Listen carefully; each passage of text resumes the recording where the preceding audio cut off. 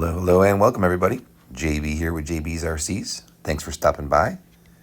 If you haven't been here before, we're just doing a quick running video for you today. Do a lot of RC stuff, mostly the 1/10 crawler scene. We have a couple smaller crawlers, a couple boats, and some bashers. So if you look back on my videos, you can check out some of those. Today we're coming at you with the Vanquish Fordyce. This is the straight axle version of the Phoenix. This one was an RTR when I got it. A buddy of mine actually bought it for me for doing some work with him and helping him out a little bit, so it was a great gift. Decent truck right off the bat. Definitely not a huge fan of those digital screen remotes that it came with, but nonetheless, a decent truck to start off with, especially if you're just trailing. But of course, you know me, I always got to upgrade stuff, so as of right now, we're running a Fusion Pro 2300 kV motor in there. We have a 45 kg Metal Gear waterproof servo in there. And the newest addition is those wheels and tires. So those are full brass beadlock 1/9 wheels, and I mean full brass. The wheel, the beadlock ring, the front and back. The only thing not brass on there is the ring itself on the front, the beadlock ring, and the screws that hold it together. Extremely heavy. Some around 300 grams per rim. And I also added some brass wheel weights on the front. Made an amazingly huge difference in this truck. A lot of weight down low now. Very planted. Actually helped the suspension a little bit as well, because the springs were a little stiff still, being that it was a new truck.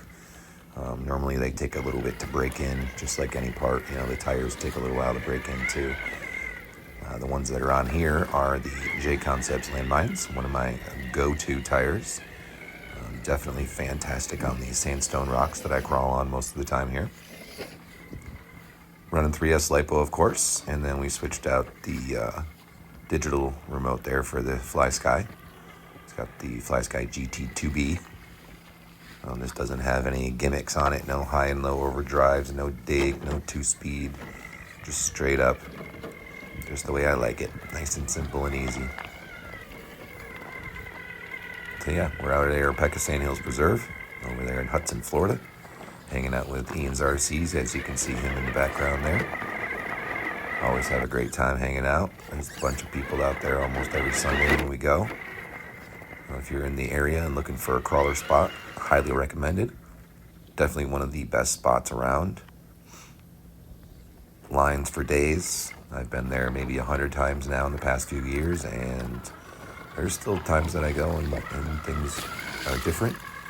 Because it's sandstone, it's a little soft, so there's just people walking on it and driving on it. Little pieces will chip off or break off. We have noticed recently that some people are actually doing it by hand, bringing little shovels or axes and picking it out, which I don't agree with that, but natural wear and tear. So it does change the lines a little bit. It's a little different each time. Super fun though, great spot. Gets a little hot in the summer because there's no shade and you're right up there at the top of the hills with no trees or anything around, but this time of year is absolutely gorgeous out there. We've been going out every Sunday pretty much, waiting on Cotton's RC Village and Adventure to reopen after all the storm damage. I think he's doing a big event coming up here in February, and maybe he'll stay open a little bit after that. But other than that, Scale Mountain, they just do comps almost every weekend up at Scale Mountain, so going up there is not as fun just because they have a lot of the stuff closed off for the lines for those comps. So Arapeca's been our go-to, and there is a nice trail run across the street too that takes a good 45 minutes to an hour to get around.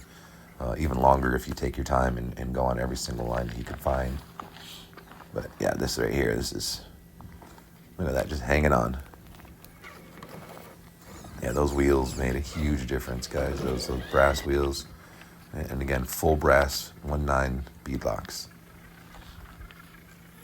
You can pick them up. I got these on AliExpress for like $55.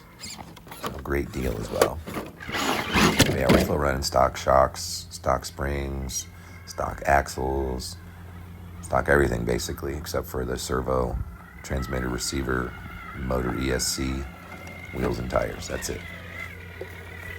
Not a ton of money put into this besides the truck itself being bought. But again, like I said, this was a gift from a friend of mine, so I didn't pay for the actual truck. So it's just the upgrades that I've paid for in this.